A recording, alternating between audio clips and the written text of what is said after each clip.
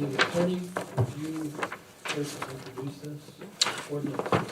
Yes, sir. So the ordinance is in your packet on page 272. And as you can see, it's an ordinance to provide as directed by the board, an ordinance to provide a refund for qualifying vehicles assessed in 2022 by returning surplus personal property tax revenues collected for qualifying vehicles. And this is something that was drafted after a motion made by the board in December. It was properly advertised for 2 consecutive weeks in the Southside Sentinel. And the bulk of it is under paragraph 1, which says the refund amount, which would be a refund in the amount of 25% to people who paid personal property tax in Middlesex County on qualifying vehicles that were assessed by Middlesex County for the 2022 calendar year. And a qualifying vehicle is defined, and you can see that definition there. It's a unique definition, so the commissioner and I worked very hard on that to make sure that we were very articulate in each category that would apply, to try and make it as easy as possible to determine who does apply. It's a one-time refund, and the other key that I would highlight is that no refund will be issued after February 6th. Taxes are due on that date, and so the idea is that if you come in on February 21st to pay your taxes late, you're not then also going to get a rebate because you've already had the extension, was my understanding of the logic and desire of the board. So I think that's the nuts and bolts. It's for 25% on qualifying vehicles. I'll answer any questions the board may have.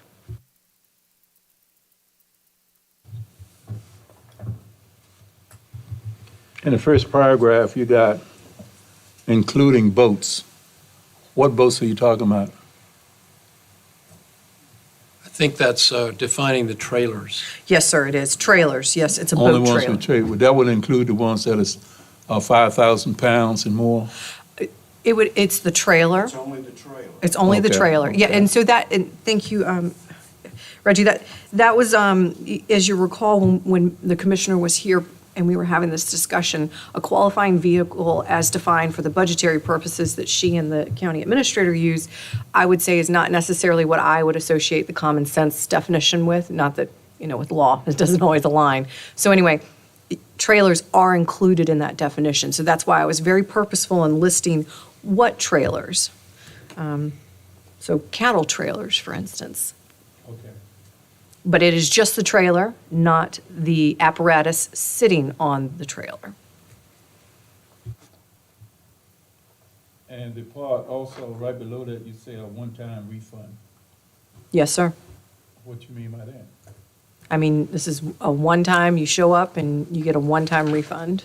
Okay, then also we said that taxes was due on February the 6th was the last day that they could pay the taxes.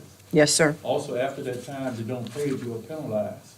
Mm-hmm. Yet, it put in the article that you don't receive the refund, rebate, or the discount because you didn't pay it by the 6th. So Right. this is what I'm saying. Mm-hmm. We get I think, the way I understood it, we get a 25% rebate, refund, or anything else on the taxes that you owe for 22. Example, if you owed a $1,000 bill, your bill changed to $750. It seems like we tied it in and saying that. We tied it into saying if you don't make it by that date, we're gonna penalize you 25%, then we're gonna penalize you again 6% because you didn't pay it. Yet we reduced the taxes by 25%. I got a little problem with that particular statement.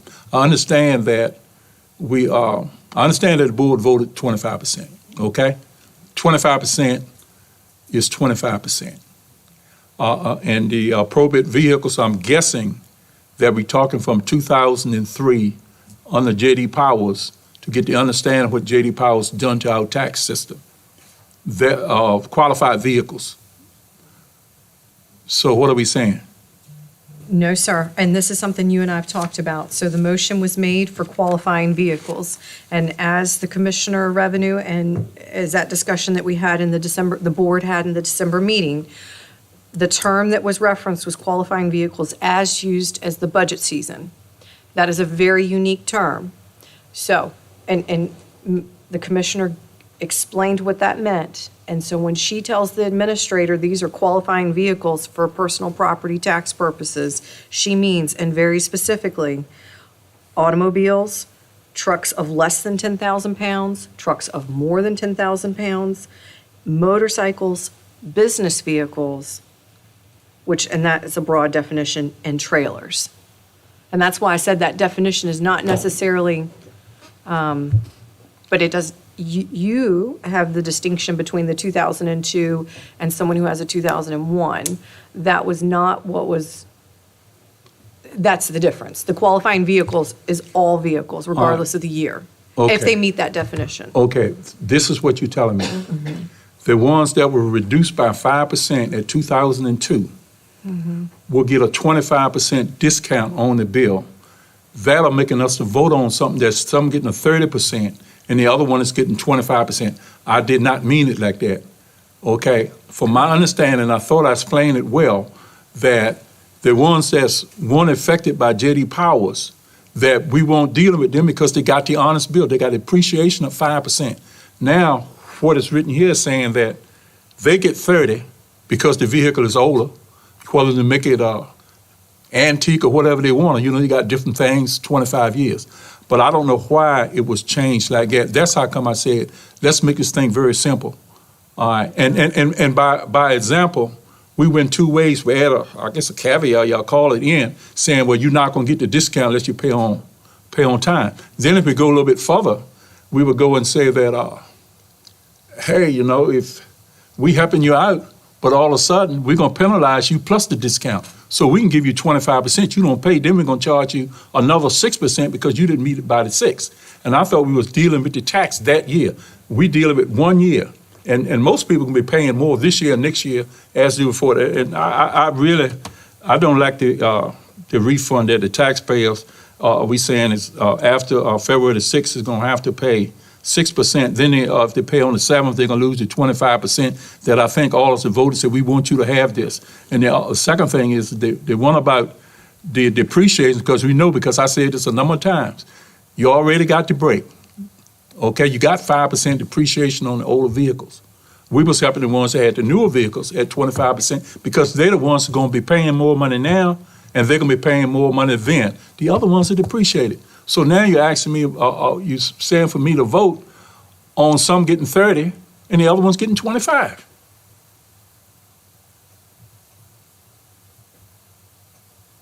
Respectfully, sir, that's a policy decision. I would defer to the board. I'm happy to answer questions. That's a policy decision. Okay. I would say that's outside of my parameter. I'm just, saying, Helen, just No, where I hear your stand at, point. we some things I guess I don't talk to directly at, but I thought they understood by keeping it simplified, simple things. You're gonna help somebody, you help them, and you don't give one 30% and the other one 25%. And that's where I'm at. And it's a small thing because there's not that much revenue we talking about at the extra 5%. We basically not. Average vehicle maybe $40. You knock off, you talking about $10 for everyone that got a vehicle 2,000 and less, roughly around $10 for each one of them. So if you got 1,000 of them, it's only $10. You multiply 10 by 1,000. So, but I'm just using that example. That's all I got to say. Anybody else? Comments, Wayne? I had no problem with it. I mean, you got a deadline, you give them a break, and hey, that gives you an incentive to pay it on time. Right. And if you don't pay it on time, you're going to have to suffer the consequences. And the other part is so minute of what's going on, because the values of those older cars are not that expensive. And I understand that, what you said at first wasn't what was there. I know you said a certain year and all like that.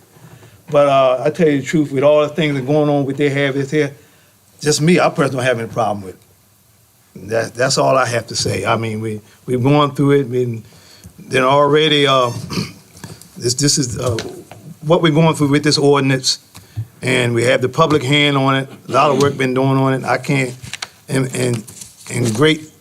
I can't say right now, hey, let's change this and change that. I'm good with the way it is.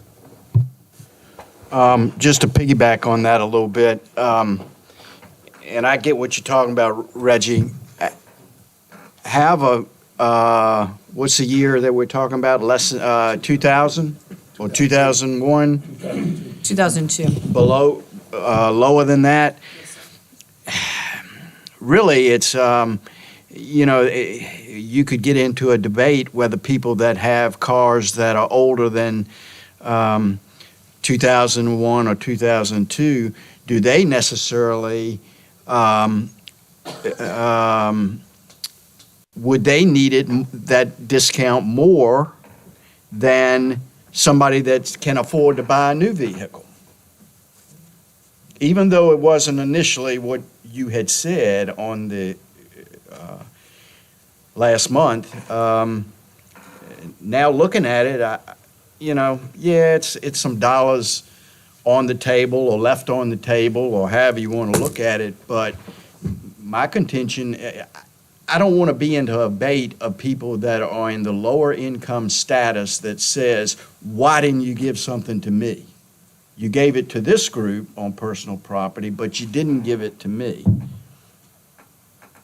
When in fact, and we don't have any statistics, we're just throwing it out in the air, when in fact, do the people that own the older car grouping, is the reason they just like to drive an older car? Is it because they don't want a car payment? Is it because, and you can debate that on a whole lot of sides. But the way the resolution is written here, I'd rather not have to discuss why I didn't give it to an income class that may or may not need it. Does that make sense? Sort of? If it doesn't, tell me. Well, Don, if I were to take a poll of this board, and I make my opinion based on this board right here, and I would ask you how many have a car 2002 or less, then I would think our opinion would flavor the way that we are. What I'm saying is that what we trying to do the right thing. Right. And, I know at 25%, you had to fight to do that because people got newer automobiles. It don't mean they got more money. Okay, I would think one got lesser. Let's take a poll again. Maybe the ones that got lesser on this board maybe got more money than the ones that got. I don't know. But I'm not gonna get tied up in that. It's not exactly what I would hope for, but it's better than what we had. And Right. if they go with what they got, once again that it's probably won't be that big a deal. But I do look at tax base, right? And if we pass money on down to somebody that basically don't deserve it, based on they depreciate it, the value of their cars, based on years, and it's not like at 25 years old, we get Right. classics and all these kind of stuff, so Right. we mess with the older cars. So I understand what you're saying. I really do. But if you think about what happened, and if you studied what happened, this thing was wrong, and it's bigger than what we are. What happened was wrong, and we're just trying to make sure that it's right. Right. And do I like it? I just want to know. No, I do not like the idea of being penalized a discount that we gave somebody by having their bill, like I said, $1,000 to $750. Then all of a sudden, you can't pay your bill. We said, well, we're going to take that back from you, and then we're going to penalize you 6%. Then we're going to turn around and say, well, maybe you can afford it, in a debate about whether the lesser already getting a break. The lesser's always getting a break. So what we are doing here tonight, and I could agree with it, we're going to give some 30% discount, and we're going to give some 25% discount. Most of the people that got newer cars got to drive from Millsix somewhere else, or their family or somewhere got to drive, so they have the more dependable vehicle to do that with. Lesser, we have less. We want a certain type. Right. But we put our money in houses or land or whatever. That is the reason, if we look at it, that a lot of people like older vehicles because they don't justify getting anything new. So I got you. I understand what Wayne's saying. I get it. I understand what you're saying, Don, but that's where I'm at. I get it. That's I where I'm get at. John, do you have comments? The only thing I would add to the discussion is the practicality of implementation. Our treasurer is going to be buried in trying to do this calculation, and the additional complexity of adding a year before the tree treated different from a year after makes her job even more impractical to accomplish. And the other thing that I would add is that our treasurer actually has been extremely generous with her time at listening to people who are having difficulty making their tax payments and in helping them work out payment plans if necessary. And so I will open the floor for public comment about this. Larry, I'll close the public hearing and call for a motion. I just gonna make a discussion on it right now before we make any type of motion. Oh, But okay. I was sitting here looking around. I mean, if we had a lot of citizens that were mad and didn't like what we were doing, this place would have been full. All I see is the press out there. Like, good to see you, Larry, because if it wasn't for you, won't nobody be out there. And he's smiling. He's smiling. But I just want to say that. But if nobody wants to say anything, I will make the motion. Let me. I gotta see what ordinance motion I need to make here now.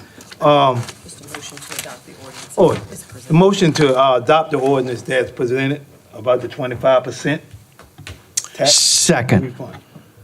Motion by Mr. Jesse, second by Mr. Harris. Any further discussion? Then we can roll call, please. Mr. Jesse? Aye. Mr. Coons? No. Mr. Harris? Aye. Mr. Kimbrough? Aye. Mr. Williams? Aye. Motion carries. Thank you. Moving on to the capital improvement plan, Dave.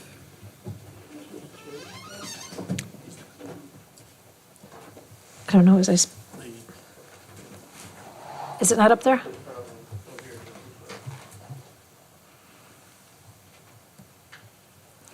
Huh. I'm trying. Function. There we go.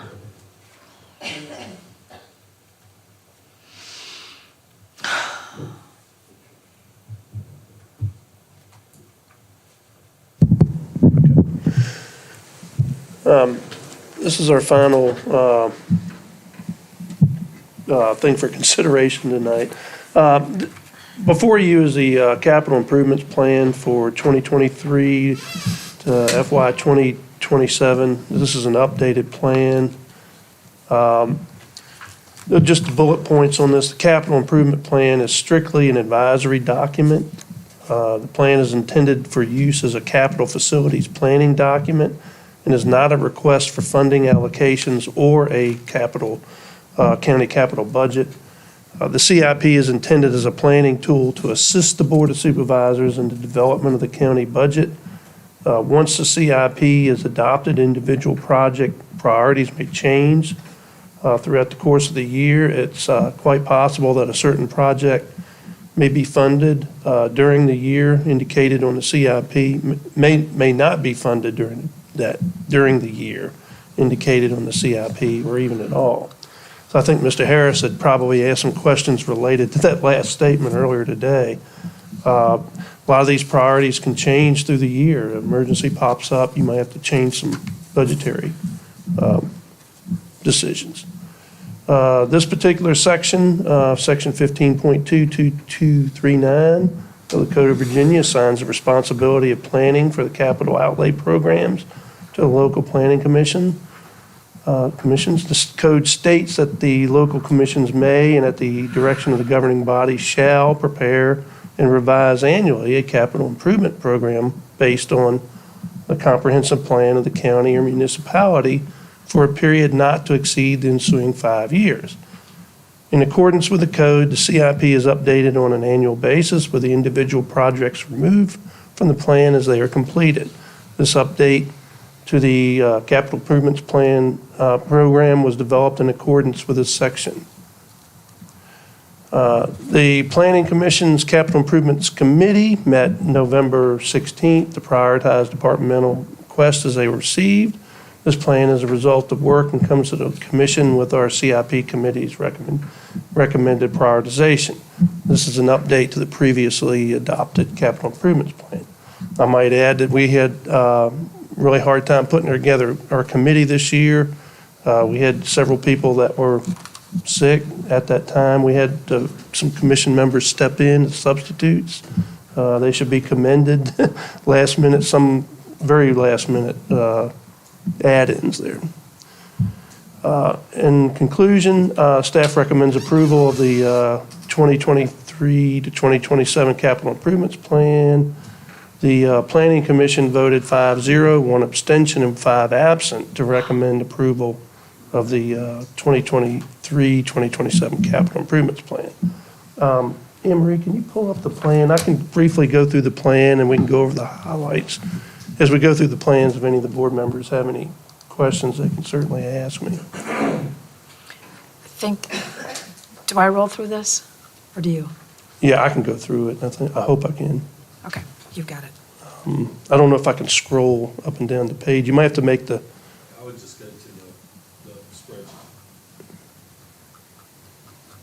that's the meat and potatoes of it anyway, so a lot of this is Like this part of one? the, yes. So if you want me to start? See it. I might have to get you, I don't know if this is going to operate it properly Okay, because you're I will. scrolling. so- I will pay better attention and, You're the operator. Thank you. So you can see, of course, I don't have my glasses on right now, but you can see that the sheriff's office renovation, it was an urgent request that I think the board has maybe prioritized at this point. You can see that scored the highest with our CIP committee. So in relation to the question Mr. Harris had later, the department priority would be the urgent necessary or less necessary, all those different, what they prioritize are projects. The scoring is a result of our committee and where they placed it based on the comp plan and based on the criteria that's in the scoring. So on the left-hand column over there, that's how the department, that's how they feel the project is prioritized, either urgent or necessary.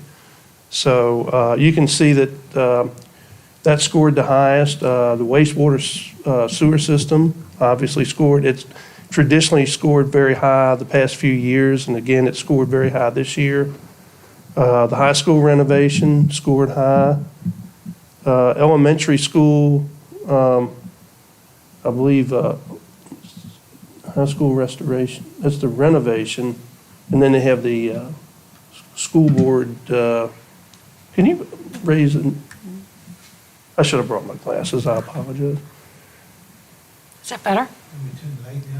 Yeah, that might, yeah, there we go. The school, the roof restoration was a high priority too. That's become an issue. That's good, thank you. That helps a whole lot. Broadband always scores fairly high. A lot of that, I believe, is in the funding process too.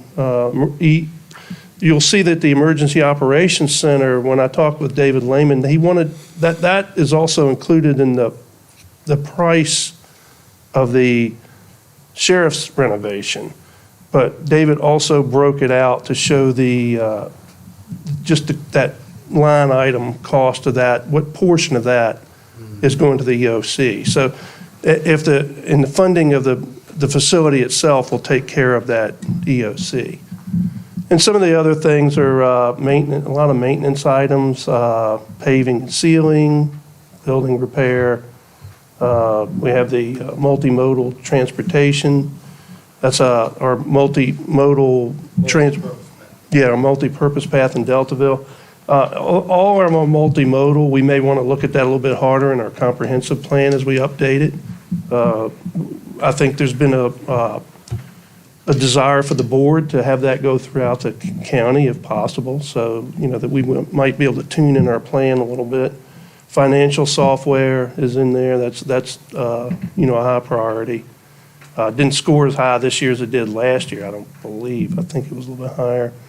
Lighting upgrades, the pump island at Hummel Field comes in. And I think it might go to the second page. Then we have the tie-down spaces. Some of these have been in here since I've been doing the plan, the tie-down spaces, some of these Hummel Field. The Buddy Park did not score as high as maybe we thought it might, and the Heritage Trail Phase 2 was the last thing on the list. So, and those were scored based on the comprehensive plan. And as we said before, this is just done through the criteria of the comprehensive plan. The board funds things as the board sees fit. This is not a hard, fast thing the board has to follow. It's just a guide. And I don't think there's much else in this document, Anne Marie. You might scan through it. This is how this is just, I think you've seen this in your board packet. I'm not going to labor on this too much. You might want to bring up the next document, the facilities, capital facilities, just to show the board. We can go through that briefly. You can see these are listings of all the the real estate assets that the county has. You can see a few new ones have been added. They have, I believe it was Lattimore Tract was purchased this past year, and they have the additional property at the airport that was property that was added into this list too. So I don't think there are any other purchases other than those where they're at. Any property, I think I've covered them. But it says total value, is that the assessed value? That's strictly from the assessor's office. So they're saying the Newhouse Landing is only $4,000? Those are taken directly from the, Our assessors. assessment still has some work to do. You can see what they, I'll pay the county $8,000 for it now. yeah, you can see how they're assessed. Hold on a second. I want to find out if this is just a tiny little strip of land or something, because we're going to hold him accountable. We'll make that $8,000. It's an acre, I think it's, I know where it is. I think it's an acre, it's a 1 acre parcel. It's not a bad size. I think That can't be. it's about 100 feet of water. What'd you say, it's about 100 feet of water frontage, something like that? Yeah. It's not a bad sized piece of property. Yeah. So, Anyway, here we go. So anyway, in conclusion, that's the plan, and the capital facilities inventory is an addendum to that plan or an attachment to it. So if the board has any questions, I'll be glad to answer them now while I'm up here. There's a lot in the plan, but I think you've seen it before and you're somewhat familiar with it. So I'd just like to say thank you for your hard work in putting all of this together. It's pretty inclusive of what we have, and I think you've done a great job with that, and thank you very much for thank you. updating that from where we are today. I've gotten more efficient at it through the always part of a learning process. So I appreciate that. So I remind the chair that this is a public hearing. This would require public comment too. Larry? If your portion is complete, Dave, I will open the floor for a public hearing. Larry's being shy tonight, so we'll close the public hearing. Any discussion? Just like Dave said, it's a plan, based on, as everyone know, we got the last say, so the planning commission can get there and, by priorities and different things like that and urgency. But if things come up and arrive, it's up to us to make the last decision.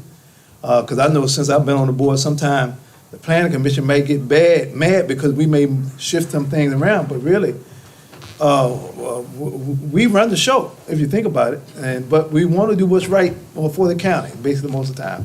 But it's just a plan. So if we move things around sometime, don't have a heartache on it. That's all I can say, because, it's just a plan. But we kind of want to go by the plan. And that's all I want to say. Yeah, I think that's a good comment, Wayne, and I would just add some of those things that are really low and don't say urgent or necessary. They still made the top 20. That the Planning Commission is representing the community and coming to us and saying these are important. These are the ones that the community wants to hear more about and see us move forward. So if something's way down on the list and 3 years out, that might be a nice fit. So there's a reason we keep calling it a plan. It used to frustrate me, but it's because you have a lot of maneuvers in time. You have a lot of maneuvers in terms of our availability of capital. Now we've got interest rates, inflation, everything else. A lot of things have to go into these decisions. So thanks for those comments. Other discussion, Don? Or Reggie? I'll make a motion that we approve the capital improvement plan for 2023. Second. Motion by Mr. Jesse, second by Mr. Coons.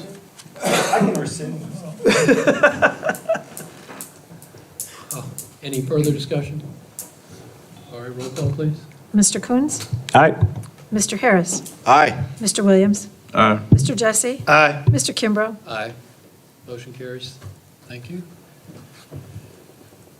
All right, I will entertain a motion for adjourn. So moved. Second it. Any discussion? Roll call. Mr. Harris? Absolutely aye. Mr. Williams? Aye. Mr. Jesse? Aye. Mr. Coons?